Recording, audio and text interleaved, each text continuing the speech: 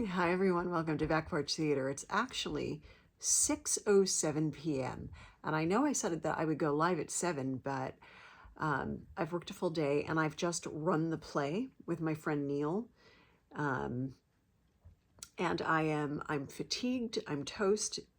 This play, Redressing Miss Havisham, is I realized it's 80 minutes, no intermission, which is um, becoming a thing for John Minigan, who is a playwright.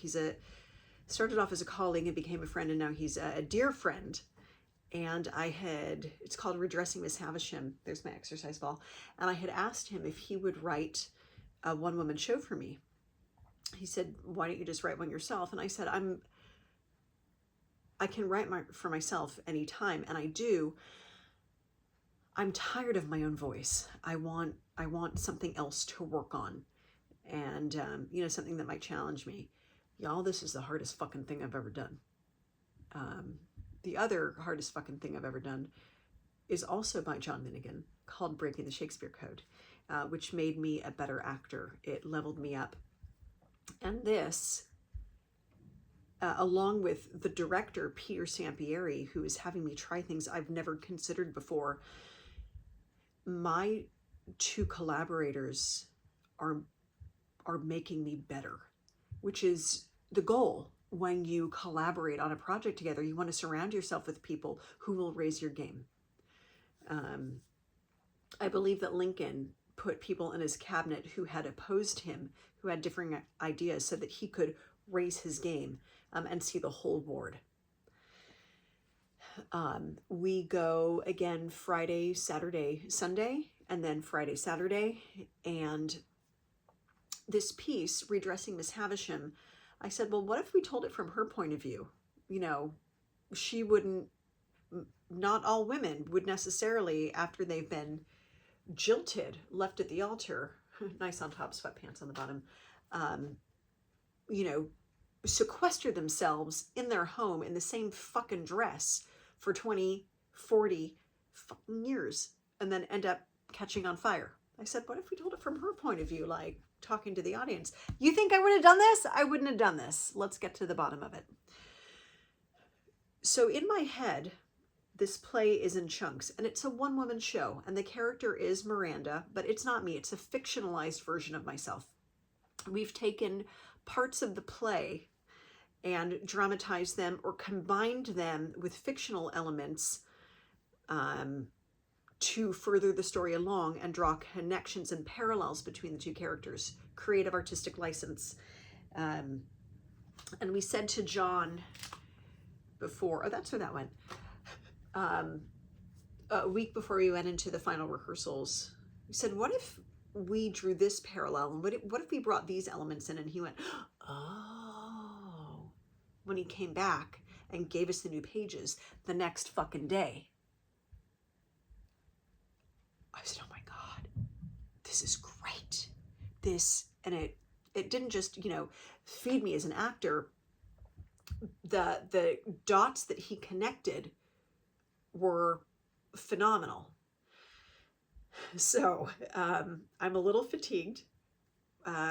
It's 80 minutes long. It's one person, me, and I'm playing fictional Miranda. I'm playing Miss Havisham, Pip, Estella, and then little bits and pieces of my mom, my acting professor, Ellie Renfield, another professor who said this one thing.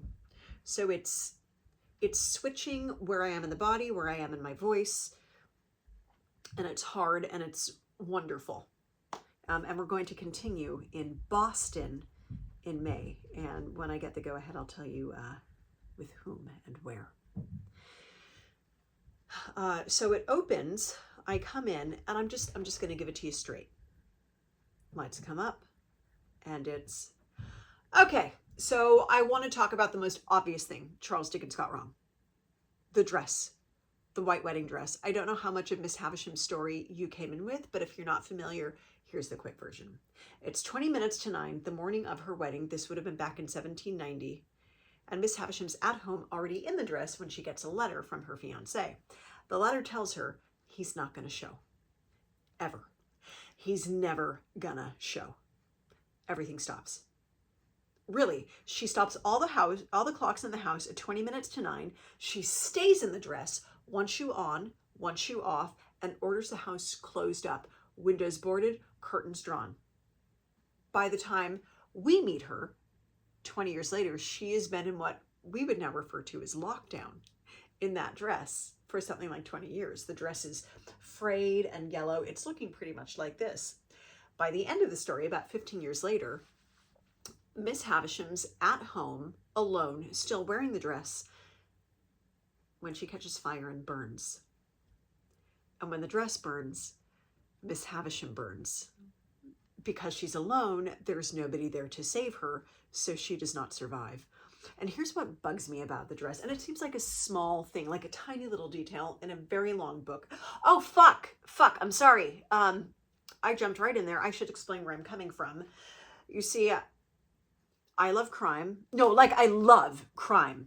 Crime stories. I don't love crime. I don't do crime. I'm not a criminal. Which is exactly what a criminal would say. But no, I love true crime stories. Like figuring out how a person becomes a criminal, a murderer, a serial killer. I've been fascinated for a long time. Okay, let me put a picture in your head. 17-year-old me. I'm starting college, first semester, Chico State. That's California. Northern California, not Southern California. It's very, very different. See, unlike most 17-year-olds, I've got a very clear vision of my future. See, some 17-year-olds have one vision. Marriage, a family, a comfy house. I've got a different vision. I'm going to be a profiler. I'm going to major in criminology, psych classes, sociology, forensic science. Apparently there are statistics classes. I'll cross that bridge. And then after college, a job in law enforcement or the military. Then a stint with the Behavioral Analysis Unit with the FBI. And then a long and decorated career with the Bureau, where I am legendary for my profiling skills. Like, hello, Clarice. But for real, it's going to be a challenge. But you tell me I can't do something, I say, watch me. So I register for classes to get the journey started, and I can't wait. Except I have to wait? Because Criminology 101 meets Monday, Wednesday, Friday, and the first day of classes is a Tuesday, so I gotta wait 24 hours to make my start on being a profiler? And then on that Tuesday, something happens that completely changes the trajectory of my life. It's something every parent prays will never happen to their child when they send them off to college for the first time. An acting class. I know. But listen, in that acting class, we talk behavior. We talk psychology. Motivation, objectives, obstacles, tactics, and holy shit. Being an actor is not all that different from being a profiler with the FBI, except for the health insurance and pension plan. But really, you learn what makes somebody tick.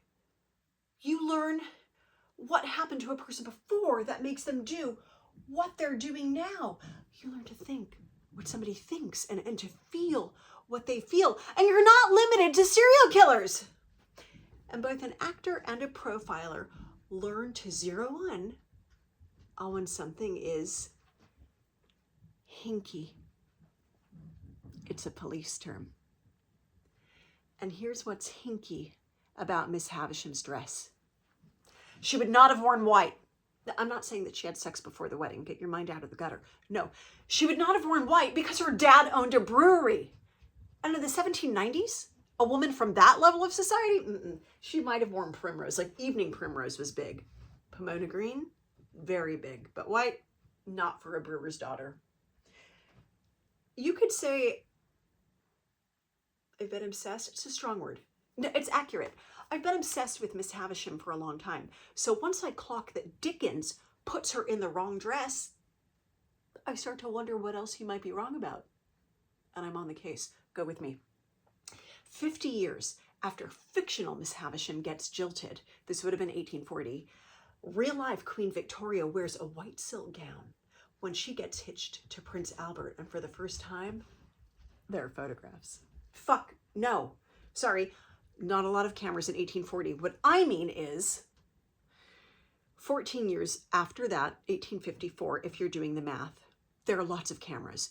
So Queen Victoria gets back into the white dress for a photo shoot. And let me tell you, Vicky looks sensational. The pictures create a sensation. The pictures are sensational. I held up a photo. Wait a minute. I mean, come on!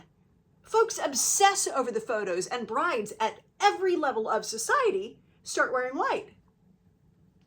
The first influencer. So I wonder, what's going on with Charles Dickens while this is happening? He's starting to write his next book, Great Expectations. He writes to his good friend William Henry Wills about it, saying that the book is going to be about a person who retires to an old lonely house, resolved to shut out the world and hold no communion with it. That's Miss Havisham. And he puts her in a white dress on her wedding day more than 60 years earlier because he thinks that's what she would have worn. So, we know there are two things Charles Dickens got wrong. The wedding dress and women in their 40s. And that's the first bit of redressing Miss Havisham, playing at the Academy Playhouse in Orleans. And now I'm going to join my dogs on my bed and watch some Law and Order. And I'll probably be asleep by 7.